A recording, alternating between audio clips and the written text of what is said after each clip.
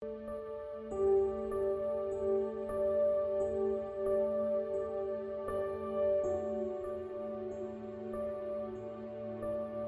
this is Mubin. We are talking about pulmonology. The category of lectures in pathology of the pulmonology we are doing is obstructive lung diseases. Obstructive lung diseases, of course, as the name says, are the diseases where the airways or the respiratory system does not allow easy movement of the air through its passages. The diseases that fall under this category are asthma, chronic bronchitis, emphysema, bronchiolitis, and bronchiectasis. However, today's lecture is about the emphysema. Now remember, emphysema is usually present in smokers. This is the third leading cause of death, COPD. And what is COPD? Chronic obstructive pulmonary disease. It is an umbrella term, that means it is a parent term that has two diseases rolled into it.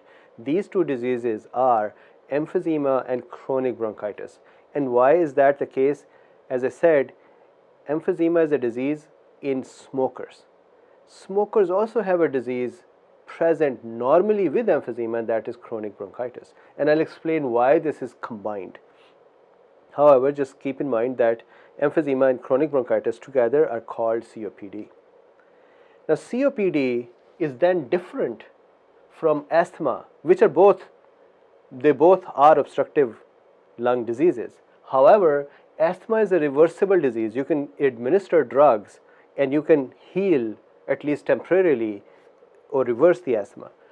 COPD is not reversible. It's a progressive disease, it's a permanent disease, it's a destructive disease, and once it causes the collapse or expansion, unfair, abnormal dilatation of the airways, that dilatation cannot be reversed. So that is a primary difference. Now, what is the difference between chronic bronchitis and emphysema? This lecture is about the emphysema, so I'll stress on that. However, let me quickly explain the difference in chronic bronchitis and emphysema. Look, here is a respiratory tree, and if we very quickly look at the pathways here, there are two ways I've drawn it. One, there is right and left, and the right side is going to represent chronic bronchitis. Left side is going to represent emphysema. That is one. Second, the airways, they are drawn in blue and green. The blue airways are those that are basically airways. They only allow the air to move through them, but there is no gas exchange through their membrane. So oxygen and carbon dioxide are not exchanging through the blue parts. That is just a passageway. So we'll call them airways. The green parts are the parts where gas exchange would occur. So that area will be called air spaces, not airways, air spaces, or more accurately, acini or lobules. What is that? Look, the last airway, and once again, airway, non-gaseous exchange area, just the conduction area. The last part of the airway is called terminal bronchiole.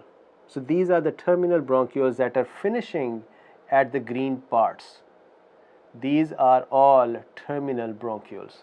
That is one.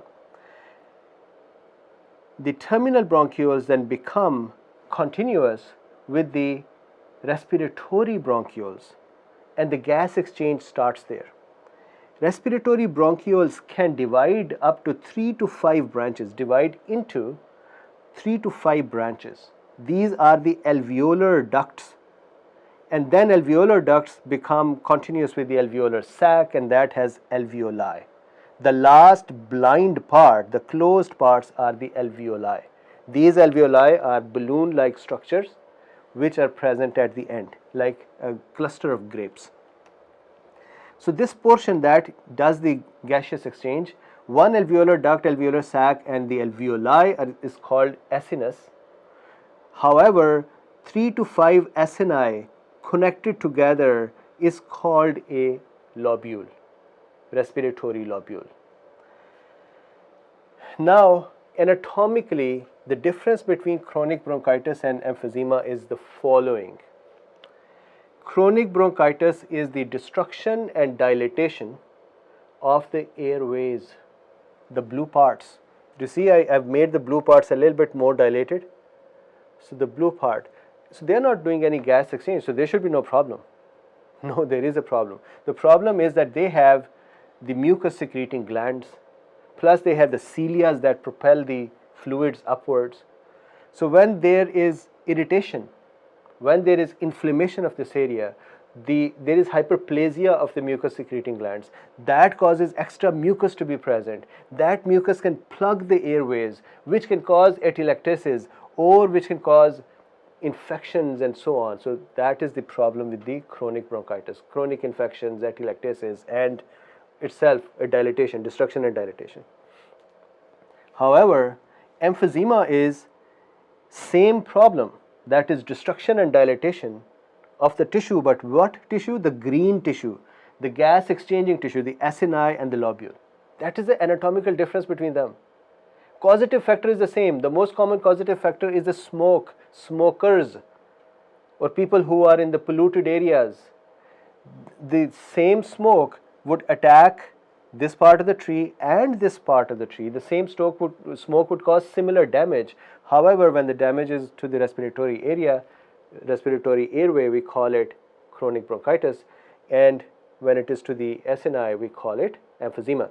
Now, definition, please write this one down. The definition of chronic bronchitis is not morphological. It's not something that you can go and look into the tissue, do a biopsy and say, okay, now I know that this is chronic bronchitis. It is more clinical. You say that a patient has chronic bronchitis if the patient has productive cough for 3 months or more for 2 years in a row. If you find that, then you declare clinically that the patient has chronic bronchitis. On the other hand, emphysema actually has a morphological pattern. You will be able to, if you do biopsy or if you take chest x-ray, you will be able to see dilated lungs and the broken down acini and the dilated ballooned areas in the lobules. So this is morphological, this is clinical. Anatomically, this is for the gas exchanging part and this is for the gas conducting part. Got it? Now, the difference between asthma and the chronic obstructive pulmonary disease, that is these two diseases together are called COPD. Asthma is reversible, this is not reversible. Now, definition of emphysema. Definition of emphysema, please write it down. It's very, very important. It is abnormal permanent dilatation. Abnormal. Why? Normally our alveoli are dilated as well. So you don't call it emphysema. When it becomes abnormal, that is when we call it emphysema, and it is permanent. And then, so abnormal permanent dilatation of the acini or the respiratory lobules with destruction of the fibrous septa or elastic septa without obviously apparent scarring or fibrosis, without a chance of healing.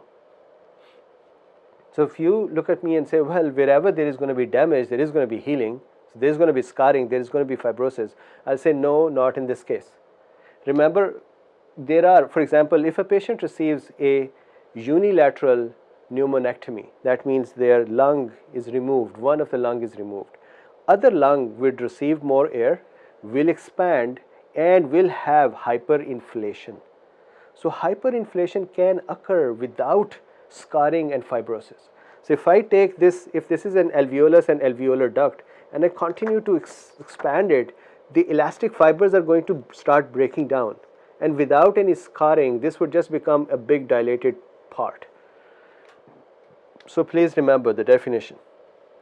If you need to rewind it, please write it down and look at every word. That is really important. Now the types of emphysema. Types of emphysema. Before going to the type of COPD, at this time this is 2016, 2015, third leading cause of death in America. First is cancers, then is the cardiac problems, and then is the COPD. Emphysema is one major part of the COPD. 80% of the COPD patients are smokers. So you can say that smoking is the third leading cause of death in US. And the second problem, it is increasing, it is not reducing. Why? Because not only smoking, but pollution in the air is also a contributor. Smoke, any dirty things, the irritants, when they come in, they cause this kind of a disease. So pollution also contributes, and pollution is increasing. Pollution is not going away. Because it is increasing, this disease is increasing as well. I was reading Robbins for this lecture, and the edition that I had, that edition said COPD is the fourth leading cause of death. And just from that edition to now, the COPD has become the third leading cause of death. It is on the rise. Others are on the fall. This one is on the rise. So keep that in mind. Now, type of emphysemas. There are 4 types of emphysema. Clinically significant are 2. We'll talk about these 2 today. The types are following. First of all, look at this. This acinus here, this is a healthy one. This acinus has a central part. I'm going to make that here, and let me make that in red so it is a different color. A central part. This is called the central part. The respiratory bronchiole and a part of alveolar duct is called the center of the lobule. And then the last part are the distal parts. So there are 4 types of emphysemas. One is central acinar or centri-acinar emphysema, centri-acinar or centri-lobular emphysema. What is that? That is the, if you come here in this diagram, this is a lobule, and there should be 3. Let me make 3 so you don't come and object on that. So let's say this is a respiratory lobule. If you see here, the respiratory bronchiole is dilated, but the alveolar duct and alveoli are okay. So this lobule, please mind it, this lobule is a combination of dilated and healthy part. One lobule has pathological part and healthy part. This is centrilobular. This part is called central. So centrilobular emphysema, this is the common emphysema in smokers. The other major type is panlobular. Pan means all. So if you come back here and see this, this is panlobular.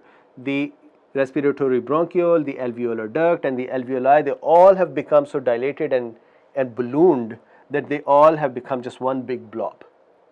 So this is pan, all, pan-acinar or pan-lobular emphysema. The other 2 types are, there is distal emphysema, in which instead of the central part, the distal part would be expanded. We will not talk about that more than just this much. And then there is irregular, where is it just whatever pattern is observed. Again, I'm not going to talk about that over here. Let's talk about the centrilobular and panlobular emphysema. Look here, centrilobular. First thing, look, the acini and the respiratory airways have elastic fibers in them. However, they are also pulled by the elastic fibers as well. These elastic fibers, if you can see the black ones, are connected with the airways and septas, and then they are connected with the structures in the acini. When we exhale, our lung tissue tries to collapse. The pull of these septa, these elastic fibers, kind of keeps a radial traction on these structures and keep them open. So if I make a diagram of that, imagine if this is a little tube with which you have, this tube is sitting on the ground, and you have ropes that are connected to the ground and that are providing a radial traction and keeping it open. So this radial traction is provided by the elastic fibers as well. So the elastic fibers are helping in a couple of ways. One is they are creating a recoil in the airways, and secondly, they're keeping them open as well by providing radial traction. Keep that in mind. What happens is in emphysema, not only the elastic fibers break down inside the airways and acini, but they also break down at the traction, at the ones that were providing radial traction, they also break down. So the end result is that when the patient is exhaling or expiring, at that time the system starts collapsing. And where is the collapse that occurs? Normally the collapse occurs at the terminal bronchiole. At the end of the terminal bronchiole, this part, as soon as the patient wants to exhale, this part collapses and becomes narrow. So if I take this out and just kind of to show you, if I make it like this, it collapses and becomes narrow. This narrowing then causes the rest of the air not to escape. The air gets trapped in, and when the air gets trapped, this area becomes ballooned. Now this patient, do you think the lungs are going to become small and atelectic, or they are going to become dilated and big? This patient has trapped air in the lungs are going to be dilated and big. You take the chest x-ray, the patient would have probably barrel-shaped chest, large, tall lungs, hyperlucent. You would see lots of air in them and big lungs. If you open up the chest in the autopsy, you would see the lungs even moving forward and covering the heart. They are so much bigger because of this collapse. Now, and poor patient, it is really difficult for them. They're dyspneic, they have breathing problems and so on. So we'll talk about that in a second. Let's talk about centrilobular, this type. This disease, centrilobular, is most common in smokers. Actually, it is the disease of the smoking. Normally associated with chronic bronchitis, so part of the chronic obstructive pulmonary disease. 20 times more common than the second type, that is panlobular, or this type. Now smokers, we will talk in detail how the smoke would cause a problem, but what you have to keep in mind, and if you just keep this much in mind, you can actually stop the video here and be done. What happens is, in healthy persons, there is protease and anti-protease balance. What are proteases? Proteases are things that can break down proteins. For example, elastase can break down these elastic fibers. So here, let's make a monster elastase. This monster, he really loves to eat elastic fibers, elastase. So this is a protease, right? Antiprotease are the systems that prevent the elastic fibers or elastases or proteases to work. What is an important antiprotease? That is, I'm going to write it down here, alpha 1 antitrypsin. Alpha 1 antitrypsin.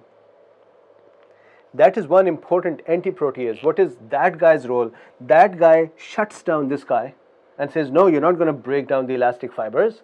I'm not going to let you do that. So that is, there is a balance between the activity of these two, and we have a healthy balance.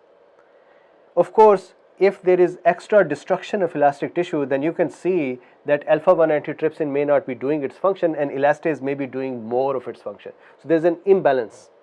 Second is oxidant antioxidant imbalance. If you know this much, if you understand this much, you can actually leave then the rest. But if you want to understand how this happens, we will do that now. Oxidant, antioxidant. Oxidants are free radicals or reactive oxygen species. What is their function? They actually break down those reactive oxygen species. They break down the walls of the cell. They break down the cells. And what is the role of the antioxidant? What is the example of the antioxidants? Glutathione and superoxide dismutase.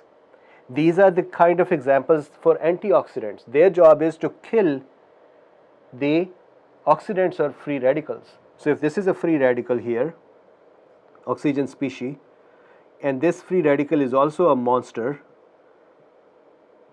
and this free radical is going to go and kill the cell membranes, then glutathione and SOD will be able to block this guy. So when there is more oxidant and less antioxidant, that is when the damage would also occur. So these are the two primary mechanisms. Let's talk about it now. Let's handle the alpha-1 antitrypsin deficiency or genetic. Let's handle the panlobular first. It's easy, fast, and will be done. Look, panlobular emphysema is usually a problem of genetic origin. On the chromosome number 14, there is a locus that is called protease inhibitor locus. This locus is responsible, most common gene here or allele here is M-type allele. This allele is responsible for making healthy alpha-1 antitrypsin. However, in some patients, this allele is replaced with a sick allele type Z. And type Z allele does not form enough alpha-1 antitrypsin. The patients with this allele, normally 80% of these patients develop emphysema in very young age. 80%. So this is the panlobular. Their emphysema, there is destruction of the because alpha-1 antitrypsin is not present or less present in quantity, the elastase would freely break down the elastic fibers and emphysema would occur. Done with that. Let's talk about centrilobular, this type. This is very important for the smokers. So we said smokers 20 times more, an imbalance in these. We have to now understand how the imbalance would occur. So let's talk about the pathogenesis of this one. So look, let's say this is a lung. So this is a big alveolus or lobule. This is the airway, and here is a smoking cigarette. This is a blood vessel. So now what happens is, as the smoke comes in, let me make a big cell over here. And now remember, smoke will not go and selectively only damage the respiratory sinus. It would damage the whole airway. That is why chronic bronchitis plus emphysema is present together in smokers. You can't ask the smoke to not damage the airway and only damage the air spaces, or to only damage the airway and not damage the air spaces. Smoke is going to damage everything. So now what happens is, first of all, smoke has nicotine in it. Nicotine is a chemoattractant for neutrophils. So one, nicotine would attract the neutrophil. And this is the second now statement here. If you understand this statement, you can just stop the lecture and go and do something else. Smoking would cause inflammation in the respiratory tree. That inflammation would create imbalance of protease, antiprotease, and oxidant, antioxidant, and cause damage. That is what is going to happen. So what you have to look at over here is how the smoking is going to cause inflammation. So look, nicotine in the smoke would cause neutrophils to come in here and become activated. So that is inflammation. Irritants in the smoke will cause the cells to have necrosis factor Kb to become active. It's a transcription factor, so it would open up the genes inside the nucleus. So if this is the nucleus, there will be some genes that would become open when the necrosis factor K beta becomes active as a result of irritation of these cells, normal cells, the cells of the airway. What will happen? And air spaces. What will happen? The result of that is that cell is going to release, number one, tumor necrosis factor, which is also chemoattractant, then interleukins 8 and leukotriene B4. So these are all the chemoattractants plus activators of macrophages and neutrophils. So what would happen is, there will be, let's say we make a big neutrophil over here, there will be neutrophils that would come in. They will become activated as well as a result of these chemical substances. And what are they going to do? Neutrophil is going to start releasing chemical substances of its own. Most important thing is, it would start releasing elastases.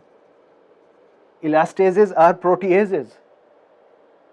So you have increased the elastase activity, and if there is not enough protease, that is alpha-1 antitrypsin, If that is not present in sufficient quantities to neutralize this, then we will have a problem.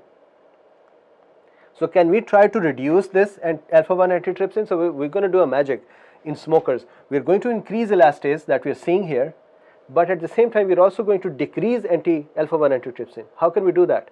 So first remember this decrease will be called functional reduction of alpha-1 antitrypsin or functional deficiency of alpha-1 antitrypsin. What is that deficiency? Look, these inflammatory substances that are released are going to damage the cells, that are present in the pneumocytes and the other cells that are present in the airway. What is the function of those cells? One of the function of those cells is to produce alpha-1 antitrypsin. So if you damage the cells, will they produce alpha-1 antitrypsin? No. So when inflammatory cells come in, they would damage the local cells here and they would reduce alpha-1 antitrypsin. Good, got it? So on one end you increase the proteases, on the other end you reduce the antiproteases. Okay, let's do one more thing. The same factors will also activate alveolar macrophages sitting in the alveoli. They are sitting there to do cleanup and take the bacterial infections and stuff out. However, once they are activated, they also release elastases. And here is the magic. This elastase that is released by macrophage cannot be destroyed by alpha-1 antitrypsin. It is immune to alpha-1 antitrypsin activity. The alpha-1 antitrypsin monster cannot break this elastase. Instead, please note it down, this elastase can actually break down the alpha-1 antitrypsin. This monster can break down the other monster. And the result will be that this elastase would, number one, cause damage to the elastic fibers, and number two, reduce the alpha-1 antitrypsin.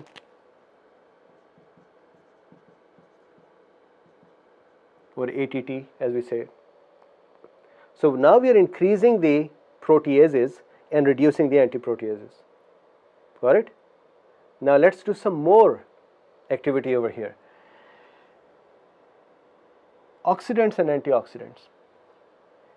The smoke itself has lots and lots of radical oxygen species or reactive oxygen species. Lots and lots of reactive oxygen species in the smoke. Now inside the lungs we have glutathione, as I wrote it here, and superoxide dismutase, but their quantity is limited.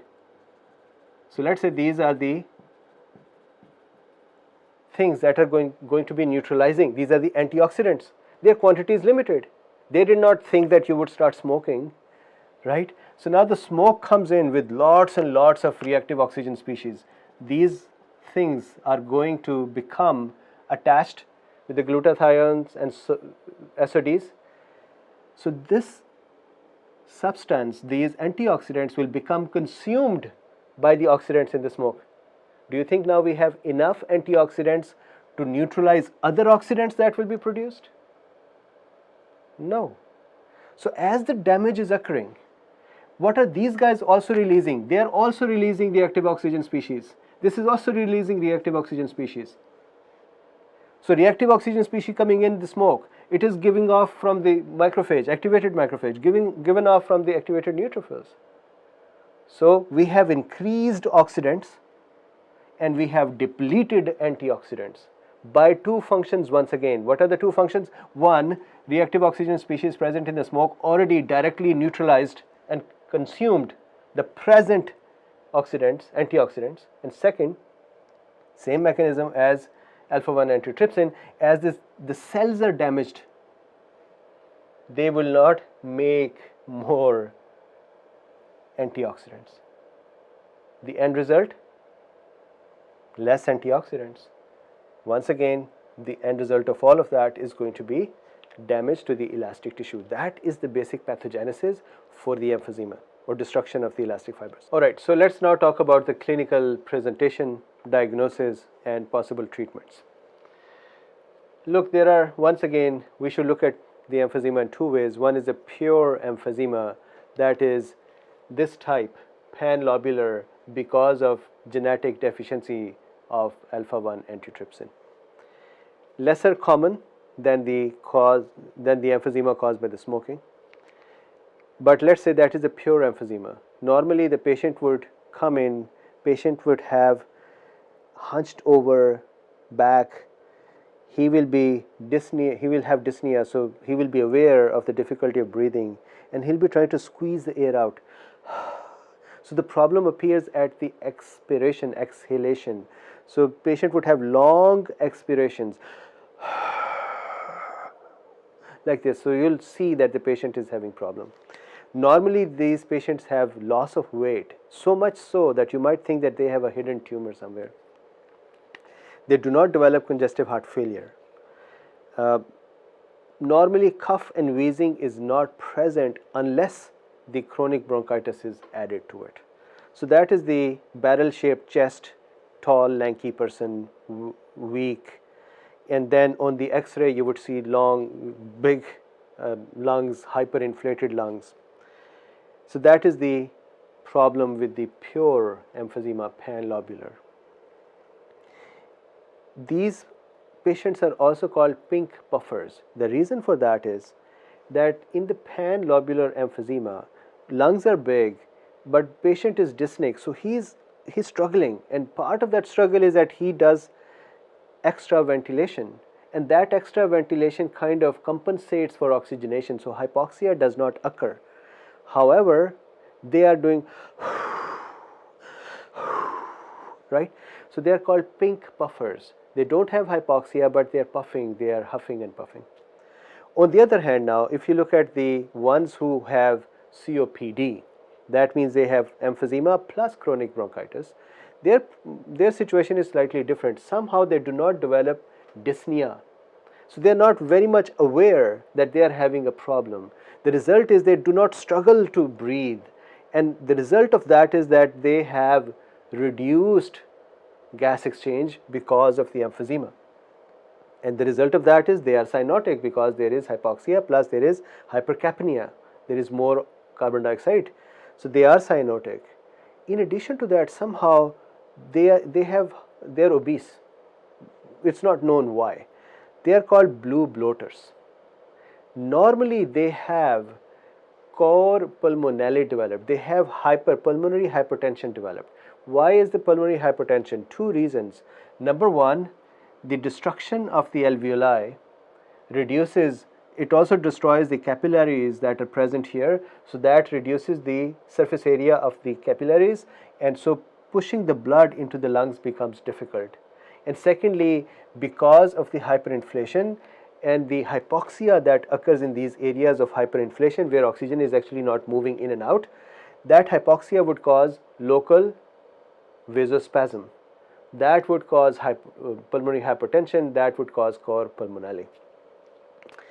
All of these patients normally have FEV1 to FVC ratio lesser than 70%. That is one of the diagnostic criteria. And how do you treat them? There are many ways to treat depending upon what is the current situation of the patient.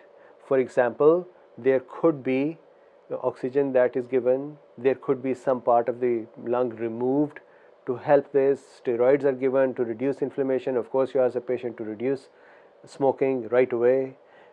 There can be phosphodiesterase inhibitors that are given. So anti-inflammatory drugs are given, surgical procedures are done. Basic approach to the treatment is to reduce the progress and help the patient maintain a healthy life and functional life.